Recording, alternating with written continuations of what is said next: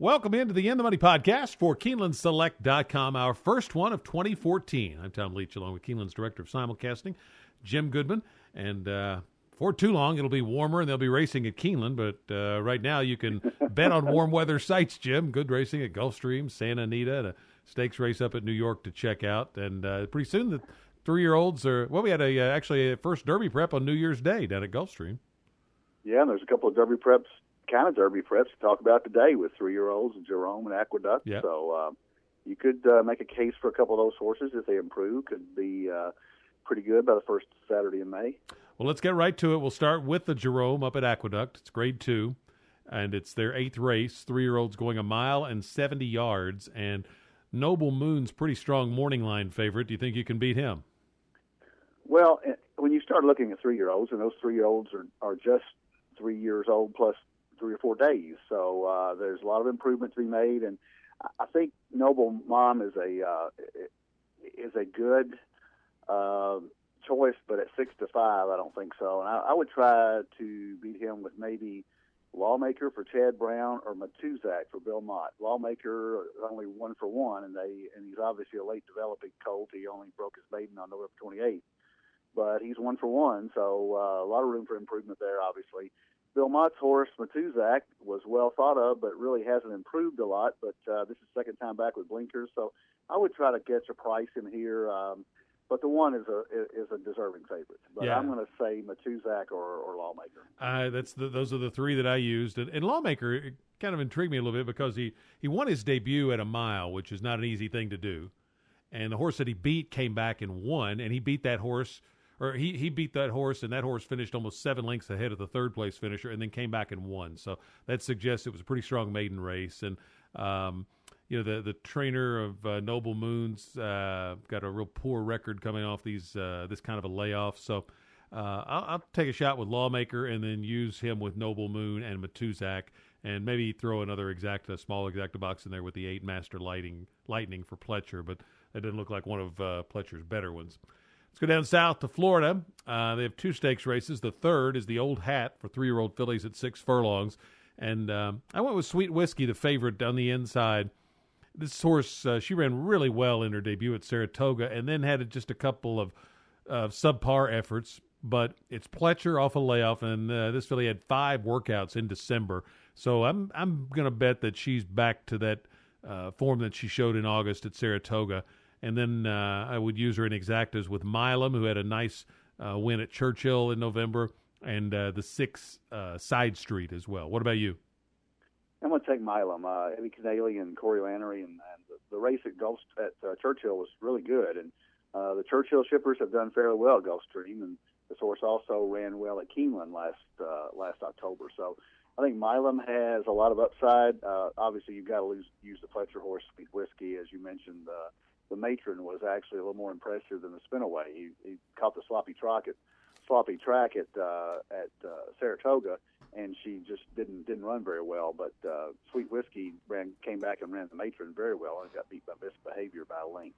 But Milam is my choice here, and I'm taking her over Sweet Whiskey and possibly Sensational Bunny with Rosario for Mark Cassey, who's 2 for 2 from Woodbine. And watching Gulfstream earlier this week, a couple of Woodbine shippers did pretty well down there. So I would take those 3 horses with Milam having the slight advantage. Don't know if I mentioned it, but the Old Hat is the 3rd race on the card, so it's early. The other stake is the Grade 3 Marshua's River. Comes up in the 9th race. It's fillies and mares 4 and up at 1 mile and the 16th on the turf course. And you've got a nice filly from the Ken Ramsey stable going there. Who did you go with? Well, Ken Ramsey's hard to beat, but I'm going to try to beat Dina Allen's kitten with Abaco. Shib McGahee is also hard to beat this year. He's 4 for 9 at Gulfstream going into this day, and the Cardinal race was really good for Abaco. I think she pulled off in the stretch and really was impressive. Came from 13 lengths off the pace, and she just seems to be getting better and goes from Rosina Providence to Castellano, so that's no drop off there at all. Somali Lemonade has a shot. Dina Allen's Kitten has a shot. The other horse that intrigued me a little bit was Bill Mott's horse on the inside, Floral Romance, and she's been off since October and picks up Rosario, and again, it's a closer there. So you might try to find a horse, a mare that's going to be a little bit toward the front, but Abaco looks to me to be the best closer on the outside. I'm going to take a little bit of a swing here with Silverette. Eddie Kennealy picks up this filly, and it's her first start for him. He has a good record with newcomers to his barn.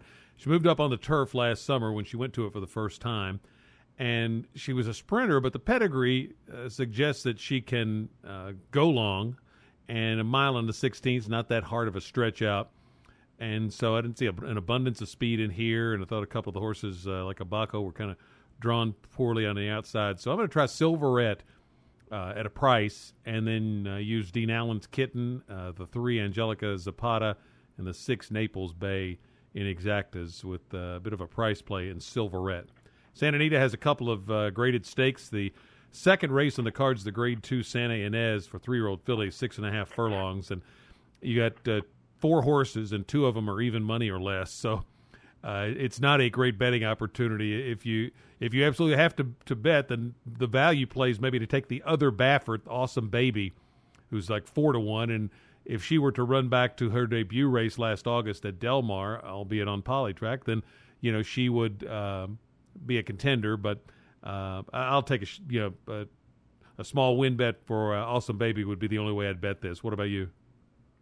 Well, I'm going to bet against Crush Velvet.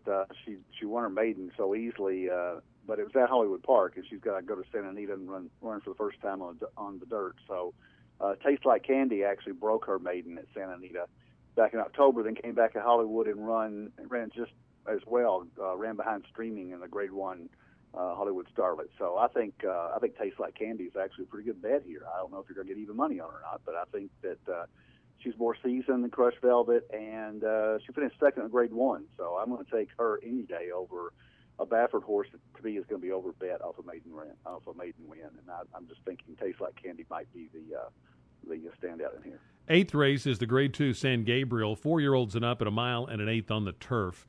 And you got some old class horses here, and horses like Slim Shadey and Jeranimo. Where did you end up?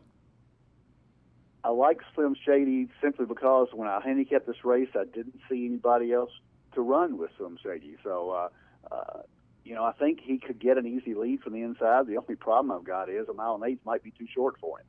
He's actually better at a mile and a half and a mile and a quarter. So, it's strange that a horse with a lot of natural speed for a turf route, you think a mile and 1/8 is too short, but it may be. But I'm still going to take him because it looked like to me every horse that I liked came from off of it. So I'm going to take Slim Shady to upset Jeranimo. And the other horse that I kind of liked on the outside that's getting better is Willie Conker. Seemed to have found himself the last 3 races, and he's going to be coming with Espinoza right outside Jeranimo. So they're both going to be closing, but I'm going to say Slim Shady's going to hold them off at the wire.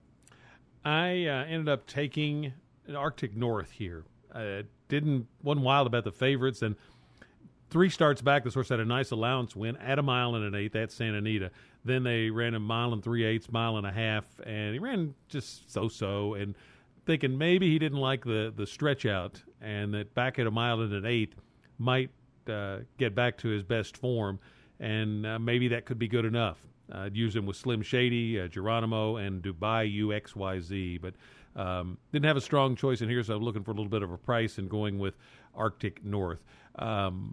Should ask you before we close out this edition of the In the Money podcast, anything coming up in the way of contests this coming week or month at Keeneland? Absolutely. We're going to do this year, we're going to do every Friday night in January, Turfway runs. And we're going to have a contest with Turfway and what other the night tracks are running. Mostly it's Penn National and Delta Downs one-night fairgrounds runs, I think the 17th. So at that night we'll have 4 tracks. But this Friday night on the 3rd, and then going through the last Friday night in the month, we'll have 5 straight Turfway contests. We had them every other Friday last year, and they were so well received. We're going to have them every Friday. So you can plan your weekends around